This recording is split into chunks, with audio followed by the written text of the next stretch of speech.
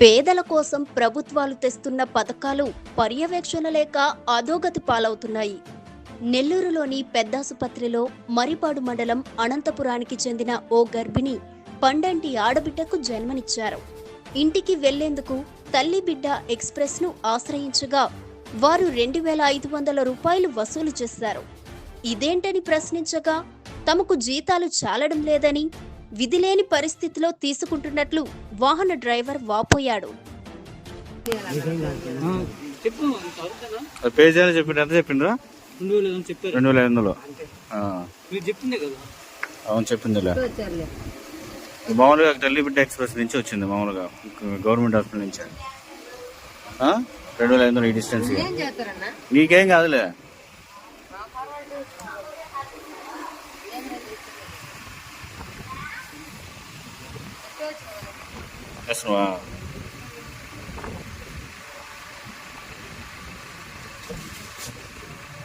అయితే వద్దులే పెద్ద, మీరు ఇబ్బంది పడేది వద్దు. ఇబ్బంది కాదులే, నువ్వు తీసుకో, నీకు కావాలి నువ్వు తీసుకో. సంతోషం కావాలంటే వచ్చాము, మీకోసం వచ్చాము. కానీ మేము మీ ఇబ్బందులు పెట్టేపోతే మాకు వద్దు.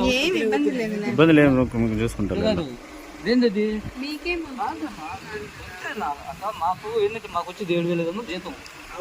ఓకే, ఏంది 10 రూపాయలు వస్తేనే మీరు ఇస్తానంటే 10 రూపాయలు అంటే మీకు వచ్చే మామూలు అంటే మీరు తీసుకునేదా లేకపోతే అక్కడి నుంచే తీసుకునేదా? డ్రైవర్ మామూలు 2,000 ఇస్తానంటే వచ్చాము. అదే ప్రభుత్వం అన్నవా, మీ గవర్నమెంట్